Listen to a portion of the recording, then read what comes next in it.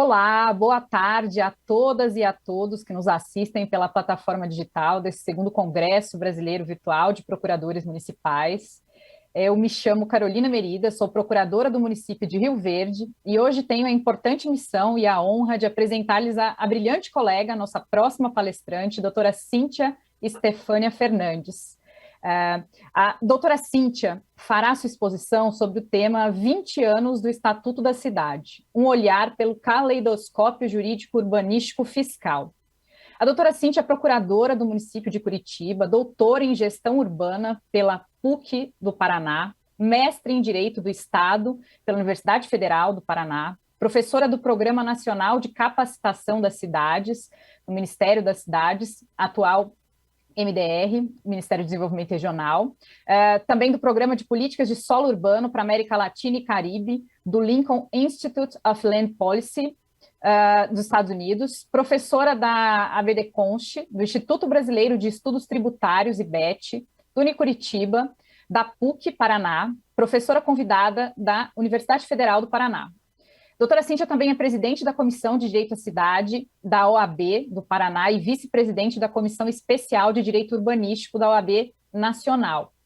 É consultora da ONU Habitat, consultora do Concitiba, autora do livro IPTU, Texto e Contexto, publicado pela editora Quartier Latim, e além disso é autora de diversos artigos, livros em coautoria.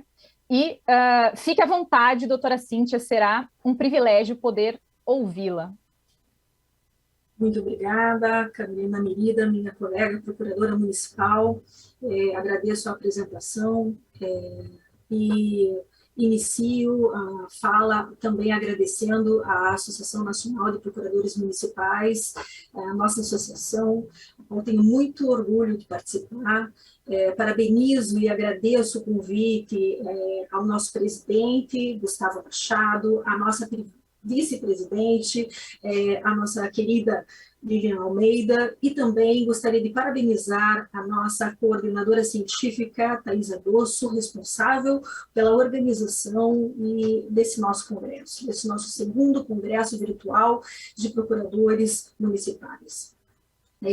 O nosso tema, ele envolve um olhar diferenciado por meio de um caleidoscópio, né? Observando, então, as diversas cores e formas decorrentes dos 20 anos do Estatuto da Cidade, partindo da premissa objetiva de um olhar jurídico, urbanístico, fiscal, justamente dentro desse conteúdo do Estatuto da Cidade e do decurso dos seus 20 anos. Vou pedir licença a todos para compartilhar a tela e iniciarmos, então, o nosso debate.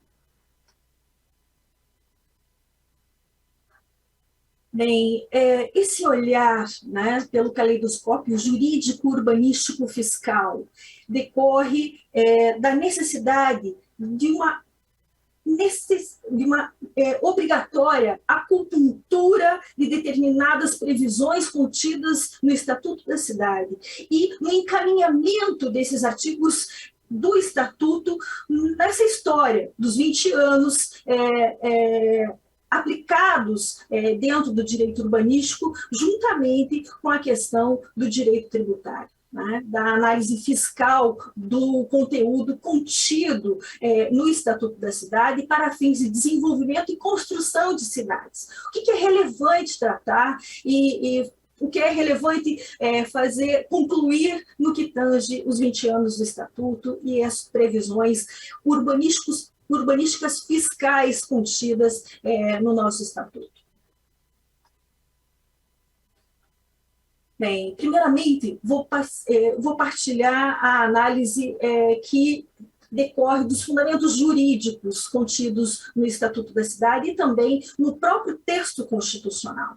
Vamos partir da função social e ambiental da propriedade da cidade, do direito de propriedade e do direito de construir. Dentro da questão da função social e ambiental da propriedade da cidade, temos que analisar se se trata de um poder, de um dever ou de um poder-dever. E qual é a implicação da função social e ambiental da propriedade da cidade na captura de mais-valia da terra para a construção de novas infraestruturas urbanas para responder às demandas urbanas contidas na cidade. A não implementação de instrumentos de recuperação das valorizações urbanas dadas gratuitamente aos proprietários é relevante? Essa é uma questão que se coloca. E o arquiteto, o professor Eduardo Rizzi, ele afirma categoricamente que a não implementação de instrumentos de recuperação das valorizações urbanas dadas gratuitamente aos proprietários é um fator importante de agravamento das desigualdades sociais urbanas. Então, dentro dessa configuração do nosso caleidoscópio, nós vamos concluir que, sim, nós temos que interpretar e aplicar a função social e ambiental da propriedade da cidade, mas mais que isso, nós temos que aplicar esta função social à propriedade, recuperando a mais-valia da terra por meio dos instrumentos urbanísticos, fiscais e extrafiscais, justamente para obter a igualdade social urbana, né? Ou a justiça social imobiliária.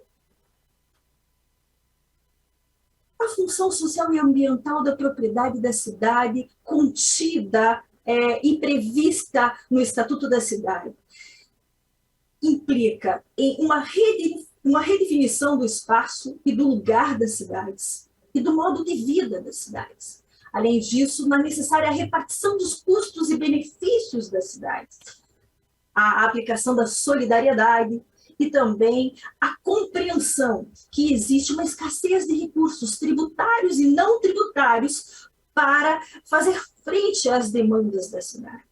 Como nos coloca o programa ONU Habitat, nós temos que entender, dentro da questão da inteligência das cidades, a necessidade de se aplicar tecnologia, inovação, fazer o enfrentamento de adaptação e mitigação de câmbios climáticos, enfim, pensar na necessidade das respostas para a saúde coletiva, que decorre agora mais do que nunca, não é? Da crise pandêmica que estamos vivendo e aqui no Brasil, graças a Deus, estamos superando, e mais que isso, temos que pensar no fim da pobreza, né? Na conectividade e na sustentabilidade das cidades. Uma sustentabilidade que envolve a questão social, a questão econômica e a questão ambiental. Uma solidariedade, uma sustentabilidade ampla, justamente, que pode ser melhorada, não é? Aperfeiçoada por meio de instrumentos fiscais e extrafiscais contidos no Estatuto da Cidade. A pergunta é, esses instrumentos contidos no Estatuto da Cidade, que agora comemora 20 anos, estão sendo aplicados? E se não estão sendo aplicados, devem ser aplicados? E de que forma devemos aplicar esses instrumentos? Esse é o balanço que eu quero fazer com os nossos colegas procuradores municipais para justamente ter cidades mais amáveis e com melhor qualidade de vida. O município como ente federado, ele tem uma autonomia no que se refere ao interesse local.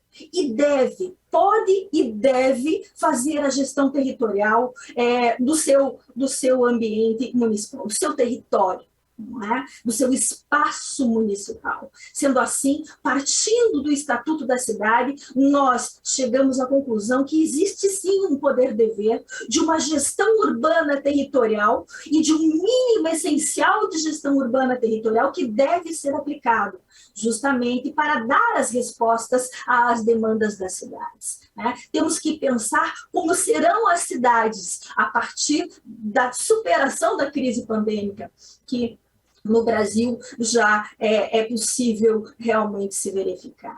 Sendo assim, partindo dessa autonomia municipal, partindo do município como ente constitucional pátrio federativo, nós temos que compreender a obrigatoriedade da aplicação da função social e ambiental da propriedade e da cidade e, portanto, a necessidade de se analisar o estatuto pensando os instrumentos fiscais e extrafiscais contidos no mesmo e aplicando-os, né, para ter eficiência nas cidades. E no que consiste esses fundamentos jurídicos do direito de propriedade, da função social e ambiental da propriedade da cidade e do direito de construir? Né? Todos esses pressupostos principiológicos e conceituais do direito, fundamentais para estruturar as cidades, estão contidos na Constituição Federal, no próprio Código Civil, que também prevê a função social da propriedade, e do Estatuto da Cidade, dentro dos seus 20 anos de aplicação. Ainda, considerando os fundamentos jurídicos, vamos pensar no direito de propriedade. Sim, previsto no texto constitucional e previsto no Código Civil e no Estatuto da Cidade. Temos que pensar primeiro, o que é meu? Qual é a propriedade partindo de uma função individual da mesma? Nos termos do artigo 5º, inciso 22 do texto constitucional. O conceito de propriedade, sem dúvida, ele também parte de um conceito cultural, ideológico, de um resultado econômico. O que é meu, o que me pertence, o que não pode ser violado. Não é? Partindo de uma interpretação sistemática do texto constitucional e da necessária aplicação e contextualização do Estatuto da Cidade, nós chegamos à conclusão que, conforme nos ensina a professora carioca Sônia Rabelo, que a propriedade, ela, na verdade, não existe. O que existe é o direito de propriedade. E qual que é a implicação do direito de propriedade? Né? São direitos que as pessoas têm desde que exercidos de acordo com a função social da propriedade, de acordo com a função social e ambiental da propriedade da cidade. Somente após a contextualização do direito de propriedade individual com a função social da propriedade, que envolve o interesse coletivo, é que você vai ter direito de propriedade. Então, é desse pressuposto, dessa interpretação jurídica, que partimos para as nossas afirmações e respostas seguintes. Os cidadãos, eles só podem ser donos de alguma coisa quando existem leis promulgadas e impostas pelo Estado. Portanto, eu analiso uma afirmação importante de um conceito atual de direito de propriedade individual. A propriedade, ela só existe a partir do momento em que eu observo função social e ambiental e a partir do momento em que eu pago os tributos. Sim, a propriedade pré-tributária é uma abstração. E não sou eu que afirmo isso. Os dois dos filósofos, Leon Murphy e Thomas Nagel, da Universidade de Nova York, nos ensinam. São as instituições legais que definem quem é o dono do quê. E que essas instituições devem atender a critérios independentes de justiça distributiva. Portanto, a propriedade individual só existe a partir do momento em que nela está contida a observância da função social e ambiental da propriedade da cidade e, mais que isso, a correta aplicação e observância das relações jurídicas tributárias que envolvem essa propriedade. O que é o direito de propriedade partindo de uma função individual da mesma? A propriedade individual é a garantia do uso, do gozo, da fruição e de reaver o imóvel de quem justamente o possui, detém, nos termos do artigo 1228 do Código Civil. Então, a propriedade o que é? É o solo, é o espaço aéreo e o subsolo. Mas não é ele infinitamente considerado. Né? Partindo do 1229 do Código Civil, é aquela porção de solo, espaço aéreo e subsolo que são úteis ao seu exercício nos termos do contido no plano diretor de cada município brasileiro. Então, o que é meu? O que é meu é o índice básico, é o índice útil necessário ao uso da coisa e que configura, sim, a minha propriedade individual inviolável.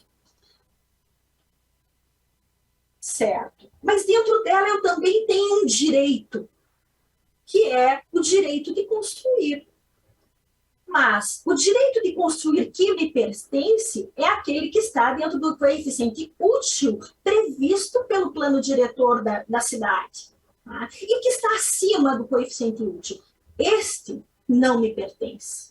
Esta propriedade, esse direito de construir acima do coeficiente útil, é, sim, um direito coletivo. E esta é uma distinção muito importante. Então, até o coeficiente útil, o coeficiente básico que está contido no plano diretor, isso me pertence e inviolável. Agora, acima do coeficiente útil previsto no plano diretor, esta altura, não é, que trabalhamos nas cidades, que estão acima do coeficiente útil e coeficiente básico, isso não me pertence. Isso pertence a toda a coletividade. E esta mais-valia da terra, que é o direito de construir acima do coeficiente útil, deve sim ser apropriado por todos na cidade, por se tratar de um direito coletivo.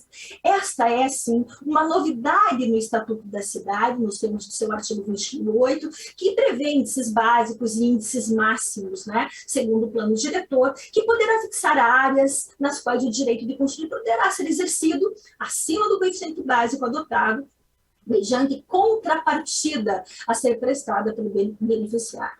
Aqui estamos tratando da possibilidade da aplicação de um instrumento urbanístico extrafiscal, que é o solo criado, ou outorga onerosa do direito de construção, que pode ser também aplicada por meio da operação urbana consorciada. Isto é discricionário ou isto é vinculado à municipalidade, considerando o direito à cidade e esse direito coletivo de apropriação de algo que lhe pertence, passamos então a afirmar que se trata sim de um poder-dever de cada município brasileiro. Isso tem que ser interpretado e debatido por nós conjuntamente. Então, o que é função social da propriedade? É funcionalizar, atribuir função, dizer a finalidade e estabelecer o conteúdo da propriedade, conforme estamos fazendo, né, nessa nossa interpretação conjunta. Temos que entender que a função social e ambiental da propriedade ela não é só para áreas privadas, mas também para áreas públicas. Os entes federados, eles não podem se apropriar da cidade sem observar também a função social e ambiental das mesmas. Então, aqui é algo que também tem que estar contido no balanço desses 20 anos da aplicação do Estatuto. E se não fazemos, deveremos sim passar a aplicar essa assertiva mais que verdadeira. A função social e ambiental, como eu falei, não é só da propriedade, é da cidade. E quando eu falo em cidade, é algo amplo, que envolve lazer, que envolve trabalho, que envolve mobilidade, não é? Que envolve toda a parte de sustentabilidade social, econômica e ambiental dos municípios brasileiros. Então, tenho que entender que a Constituição Federal de 88, ela evolui e vai ao encontro da Constituição de Weimar na Alemanha, justamente buscando essa função social e ambiental da propriedade, esse direito fundamental, a realização do Estado social com o conteúdo de propriedade dentro de um novo paradigma, com a absorção da função social no seu contexto. O plano diretor, portanto, ele é um instrumento de política de desenvolvimento, justamente desenvolvimento urbano, de utilização integral. Nós temos que entender que, no momento em que eu manejo o plano diretor, eu possibilito várias cidades dentro das cidades e a realização da autonomia municipal e do direito à cidade, atendendo à Constituição e aí sim, atendendo o contexto da aplicação do Estatuto da Cidade, dentro do decurso dos seus 20 anos. É nesta questão que queremos chegar. E, com isso, nós visamos a aplicação dos objetivos fundamentais da República, que é a sociedade livre, justa, solidária, justamente visando que a propriedade atenda a função social e ambiental. que é a única, como já afirmamos, juridicamente reconhecida, e que visa a redistribuição de riquezas em todo o território municipal. Ainda, entender que, partindo do texto constitucional e dos objetivos do Estatuto da Cidade, a função social e ambiental da propriedade, ela também deve ser olhada pelo viés econômico nos termos do artigo 170 do texto constitucional. A propriedade que atende à função social e ambiental, ela é a única juridicamente reconhecida em harmonia com o desenvolvimento econômico. E, mais que isso, existe também, então, propriedade pública, propriedade privada, não é? A questão da economia de acordo com a função social dessas propriedades e mais a função social e ambiental da propriedade rural, que também está contida no município brasileiro, né? Existe uma propriedade rural que deve atender à função social.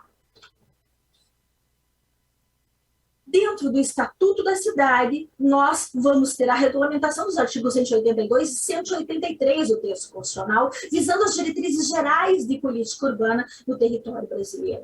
E, partindo do artigo 182 do texto constitucional, nós temos que nos conscientizar da necessidade da política de desenvolvimento urbano dos nossos municípios, executada pelo poder público municipal, e aqui entra uma grande responsabilidade dos procuradores municipais, sendo que essas diretrizes gerais fixadas em lei têm por objetivo justamente ordenar o pleno desenvolvimento das funções sociais da cidade e garantir o bem-estar dos habitantes. Esse artigo 82 vai ser a nossa base argumentativa para as afirmações seguintes. Dentro ainda do próprio Estatuto da Cidade e do parágrafo 1º do 182 do texto constitucional, tem que entender a importância do plano diretor. E aqui entra uma premissa sine qua non. Tá? O plano diretor é o instrumento básico da política de desenvolvimento e de expansão urbana, e mais que isso, a propriedade urbana vai cumprir a função social quando atender às exigências fundamentais da ordenação da cidade expressas no plano diretor. Então, como procuradores municipais, temos que entender que a menina dos olhos dentro da gestão urbana é o plano diretor. Nós temos que trabalhar para fazer valer o plano diretor dentro justamente do desenvolvimento e da expansão urbana contidas nas nossas cidades. Essa é a nossa responsabilidade. E este é um balanço da necessidade de trabalharmos fortemente o conteúdo do Estatuto da Cidade. Temos que entender que existe uma expressão do princípio ativo da função social da propriedade, onde a propriedade obriga os municípios brasileiros a desenvolver plano diretor e a aplicar instrumentos fiscais e extrafiscais, tanto tributários como urbanísticos, para respostas das demandas urbanas. Enfim, temos que aplicar, não é, os seguintes princípios regentes do direito urbanístico nos nossos municípios. Primeiro, aplicar e desenvolver a dignidade da pessoa humana. Isso é uma questão muito importante nos municípios brasileiros. Isso não é um problema do Brasil.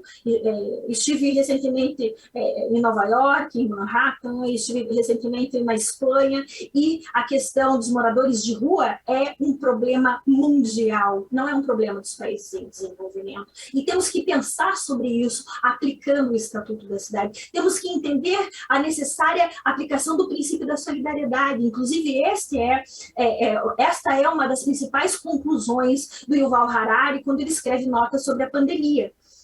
A principal questão para as soluções mundiais daqui para frente será a aplicação da solidariedade.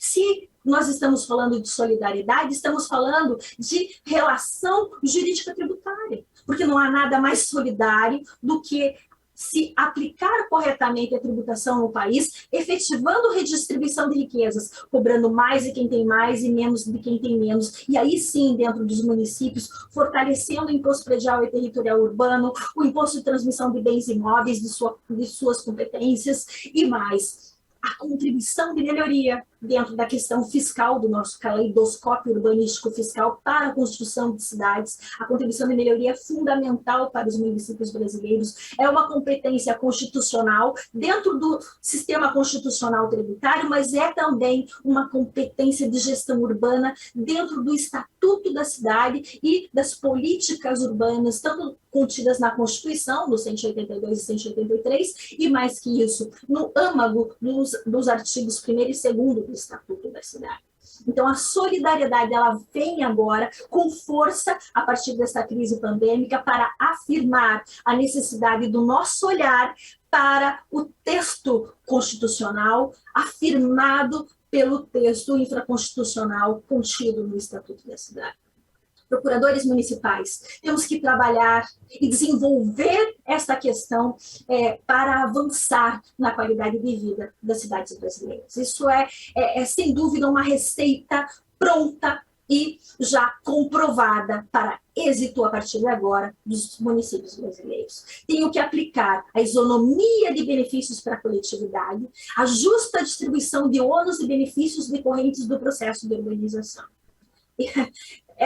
Este pressuposto, a partir de agora, é tão importante quanto o princípio da isonomia visando a igualdade material. Justa distribuição nas cidades de ônus e benefícios decorrentes do processo de urbanização. E aqui, mais uma vez, dentro do nosso caleidoscópio fiscal, nós temos que entender que temos que fortalecer IPTU, ITBI, contribuição de melhoria e taxas, principalmente a taxa de coleta e reciclagem de lixo, para fazer frente à poluição e à sustentabilidade ambiental dos municípios brasileiros. Tem que entender que eu não posso mais permitir no nosso município o enriquecimento sem causa. E no momento em que eu não capturo a mais-valia da terra, que é originada pelo poder público, por infraestrutura urbana, por obra pública, eu permito que este valor, que pode ser aplicado coletivamente para toda a cidade, seja absorvido apenas pelo proprietário do imóvel, individualmente, sem a solidariedade. Então, aquele que sem justa causa se enriquecer à custa de outrem será obrigado a restituir o indevidamente auferido, feita a atualização dos valores monetários nos termos do artigo 884 do Código Civil. Tenho que pensar aqui que a grande lição nestes 20 anos do Estatuto da Cidade, somado aos pressupostos constitucionais da política urbana brasileira, implica na obrigatoriedade de olharmos e aplicarmos as relações jurídicas tributárias contidas na autonomia e na competência municipal. Então, fortalecimento de tributação imobiliária, IPTU progressivo no tempo, contribuição de melhoria, ITBI e taxas, principalmente a taxa de coleta e reciclagem de lixo. Essas são as lições que são possíveis extrair do balanço desses 20 anos do Estatuto. Então, quais são os instrumentos de gestão territorial urbana, tributários, fiscais, vinculados à função social e ambiental da propriedade imobiliária e do território da cidade? Primeiro, o IPTU progressivo fiscal, como eu falei. O ITBI, não é? E, assim, também a possibilidade do próprio TCMD, que nos permite progressividade. O que eu observo quando eu aplico corretamente um IPTU progressivo fiscal, ou um ITBI, que deveria ser progressivo, assim como o IPTU e assim como o ITCMD autorizado pelo Supremo Tribunal Federal? Eu atendo isonomia, tributando mais quem tem mais e menos quem tem menos, atendo solidariedade no mesmo fundamento, e justamente concretizo a redistribuição de riquezas.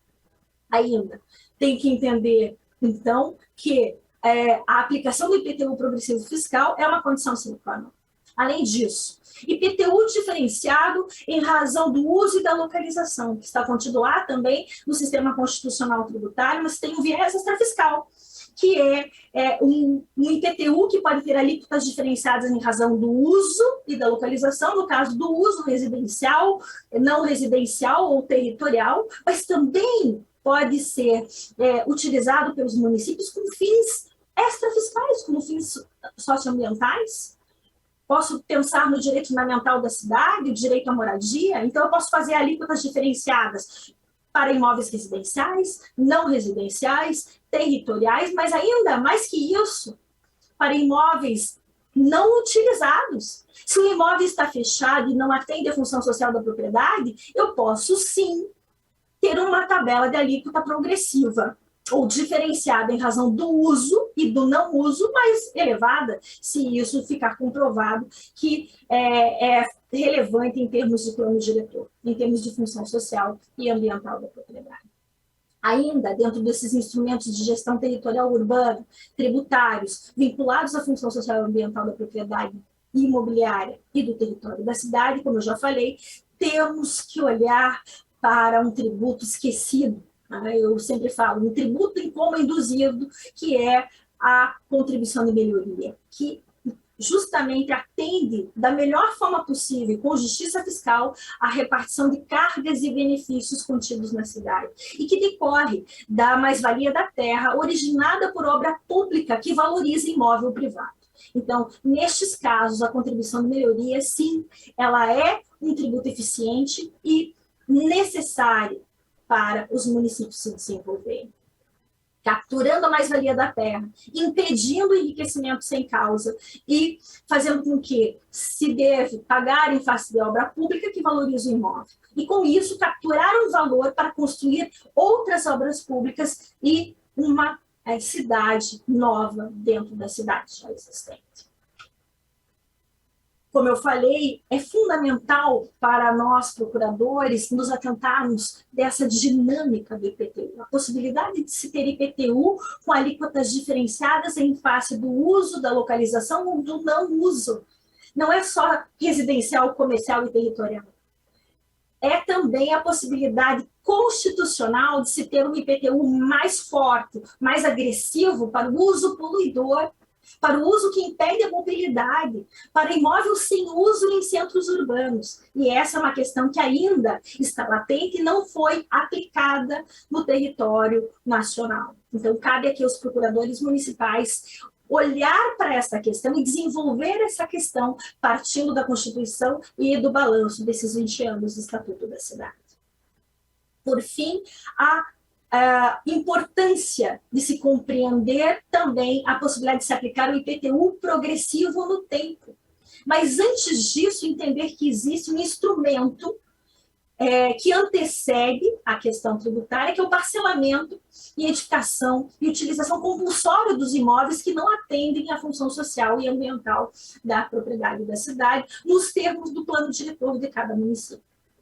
Aqui o que eu estou objetivando é aplicar o 182, parágrafo 4º do texto constitucional e, partindo da espacialidade territorial, aplicar o PEUC, o parcelamento e edificação compulsórios, mas mais que isso, também chegar na aplicação, se não atendido o PEUC, o parcelamento e edificação compulsórios, se aplicar o IPTU progressivo no tempo. O diagnóstico. Tá? Primeiro, a impossibilidade de se manter terra nua ou sem condições de habitabilidade, sem pagar contrapartida em face da infraestrutura urbana existente, prevista necessariamente no plano diretor, possibilita o PEUC, o parcelamento e edificação compulsórios, e, em não sendo observado o PEUC, a aplicação do IPTU progressivo pelos municípios. Parcelamento e edificação compulsórios, nos termos do Estatuto da Cidade, 182, parágrafo 4 do texto constitucional, e também, em seguida, o IPTU progressivo no tempo e, em terceiro momento, não sendo esgotada a questão do IPTU progressivo no tempo, a possibilidade da desapropriação por emissão, a desapropriação com títulos de dívida pública de emissão previamente aprovada no Senado Federal.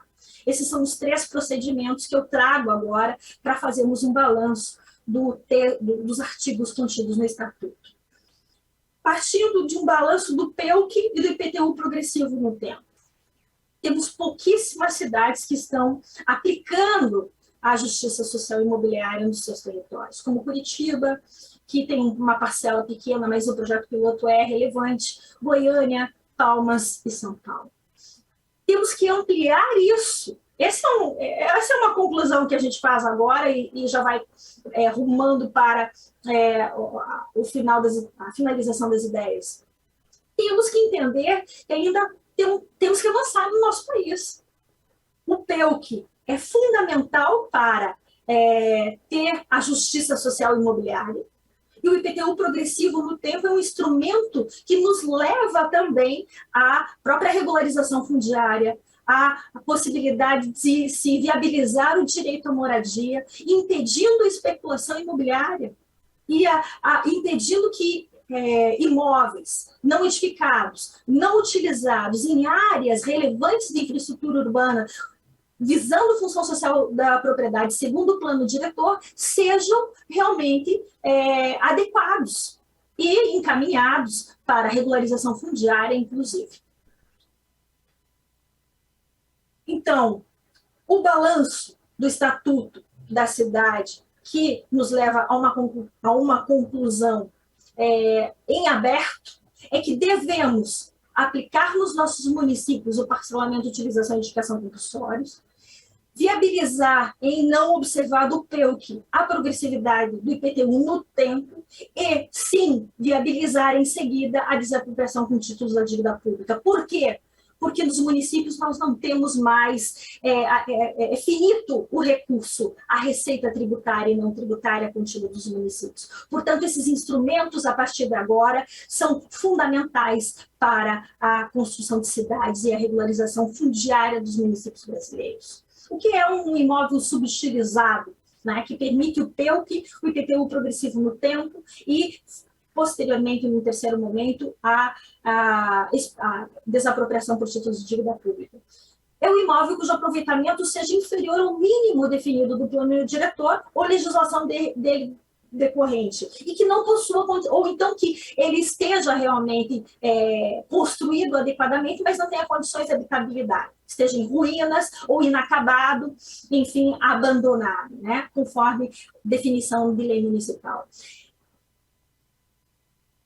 Primeiro, eu não posso aplicar o PEUC, o IPTU progressivo no tempo, para a cidade toda. Eu tenho que pontuar quais são os imóveis que realmente devem atender a função social e ambiental da propriedade de uma forma relevante, considerando a infraestrutura existente, né? E para isso eu tenho alguns prazos mínimos. Então eu demarco, vejam só essa foto, qual é a área aonde o PEUC e o IPTU progressivo no tempo poderão ser aplicados. A partir do momento em que essa área ela é pontuada no plano diretor, eu passo aí ao procedimento, que é decorrente da previsão do Estatuto da cidade, que é a Lei 10.257 de 2001, que prevê, primeiro, a notificação ao proprietário para o parcelamento, utilização e indicação compulsórios. Segundo, a partir da notificação, um prazo de, no mínimo, 1 ano para protocolar o projeto no órgão competente e de 2 anos para, a partir da aprovação, para iniciar as obras. E se tais obrigações são transferidas ao novo proprietário, não pode haver a interrupção de quaisquer prazos.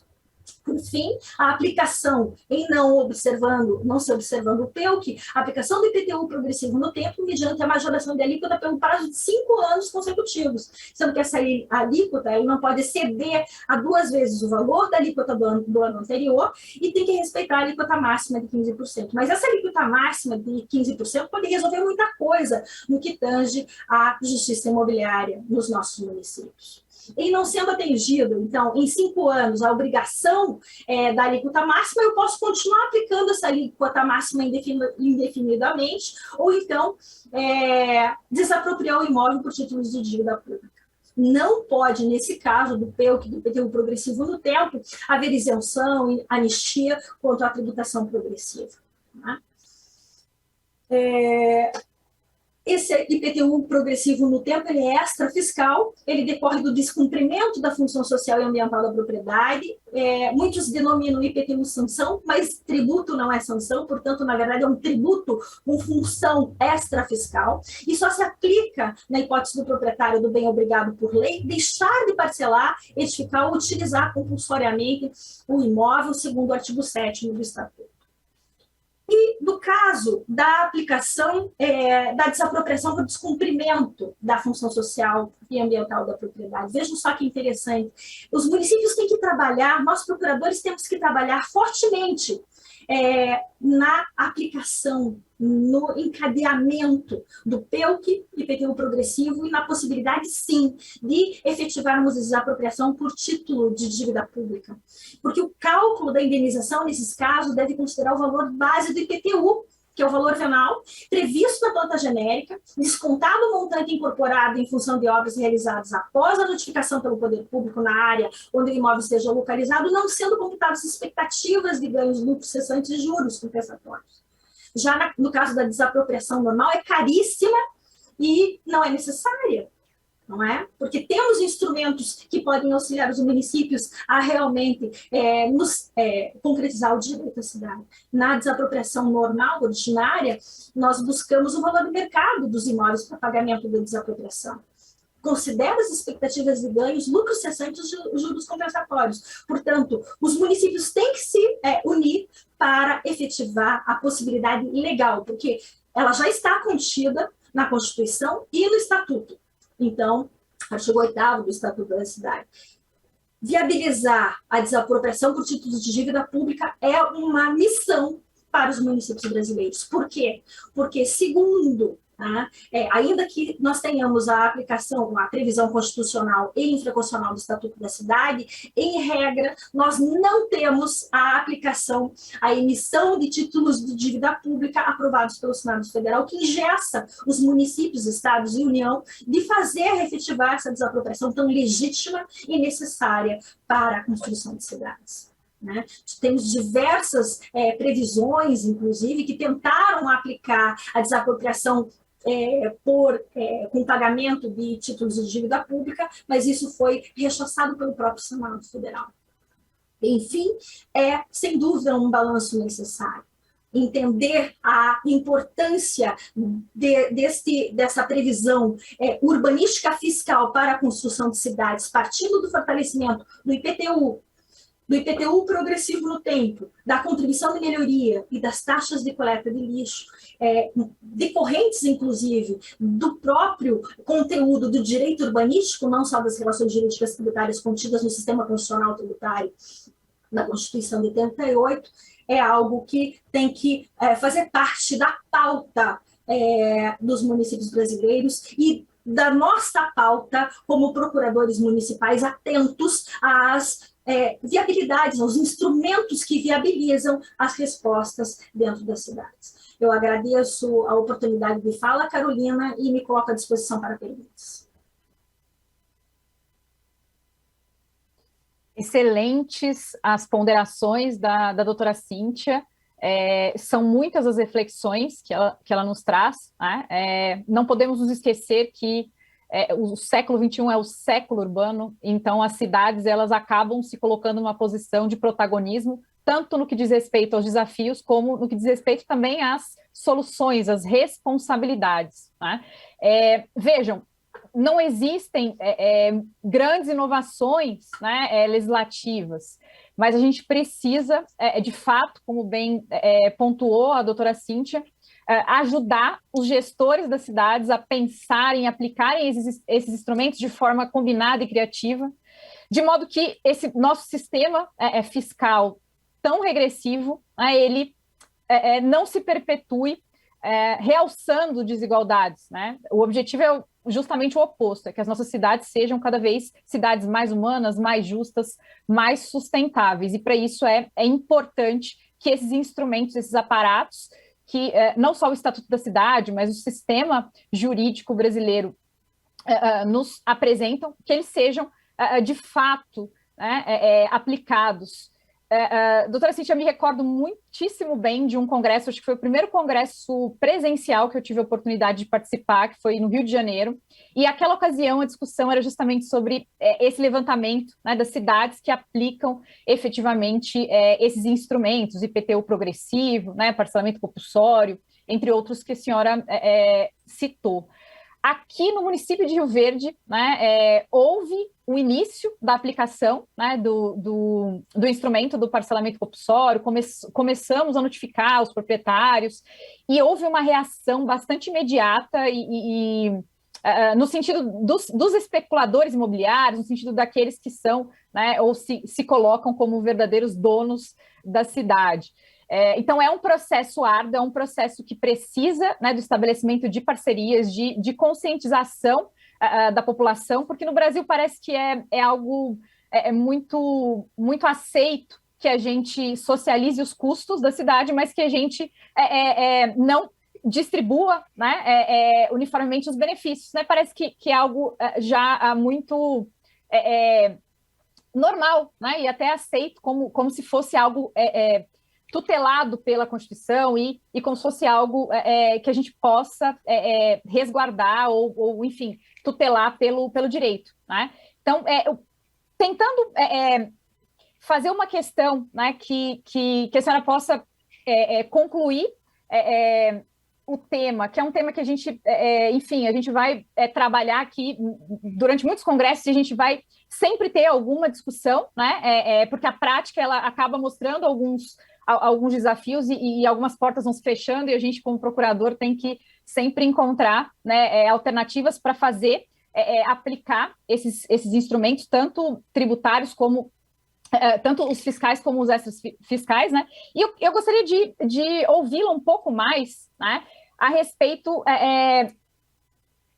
desse sistema da contribuição de melhorias, né? Também é um outro tema bastante polêmico. Aqui no município a gente tinha previsão legislativa, não havia a cobrança efetiva, mesmo assim houve um movimento político para que essas leis fossem revogadas, né? Mesmo não estando sendo executadas justamente por interesses, né, que tem relação com essa mercantilização da cidade, com esse processo de especulação imobiliária que acaba predominando em muitas das cidades brasileiras. Então, queria ouvir um pouco mais, até porque eu acabei de receber, né, a obra Os 20 anos do Estatuto da Cidade, contempla um artigo da doutora Cíntia justamente nesse sentido, e para poder dar oportunidade nesses minutinhos que restam para a doutora poder explorar um pouco mais essa perspectiva que ela apresenta no artigo desse livro, e aproveitando já para parabenizar e agradecer por toda a organização desse maravilhoso evento e, enfim, espero que nas próximas edições possamos todos estarmos fisicamente presentes e compartilhando essas ideias de forma mais calorosa. Muito obrigada, doutora Cíntia, e devolvo a palavra para as suas considerações finais. Obrigada, Carolina, pelas perguntas, pelas conclusões, pelas colocações muito pertinentes. Eu gostaria de justamente responder todas essas questões, destacando a importância desse olhar interdisciplinar entre o direito urbanístico e o direito tributário, entre a relação urbanística, né, e a relação jurídica tributária. Enfim, fazer com que haja a sensibilidade, né, do gestor e também dos procuradores municipais, no sentido de entender que os tributos municipais, principalmente a tributação imobiliária de competência municipal, ela não serve só para arrecadar. O Banco Interamericano de Desenvolvimento, ele coloca isso de uma forma bastante enfática. Temos que entender que daqui para frente, principalmente a tributação imobiliária, ela pode e deve ser aplicada para não só arrecadar a receita, mas para fazer a gestão do solo das cidades, para fazer a gestão pública das cidades, né? Isso é possível por meio da extrafiscalidade. Então, vejam só a importância de se entender que o IPTU progressivo fiscal ele pode ser diferenciado em relação ao uso. E esse uso não é só residência, comércio e território, né, e imóvel vago. Você pode ter uma tabela progressiva fiscal com alíquota diferenciada em relação ao não uso. E com isso, fazer com que deixe de ocorrer a degradação dos centros urbanos, onde você tem diversos imóveis fechados, sem uso nenhum e com demanda de habitação social. Né? Habitação de interesse social. E você pode resolver isso por meio de uma aplicação do IPTU mais agressivo, quando o imóvel não tem uso, dentro de uma área de infraestrutura urbana relevante, porque isso custou para o coletivo.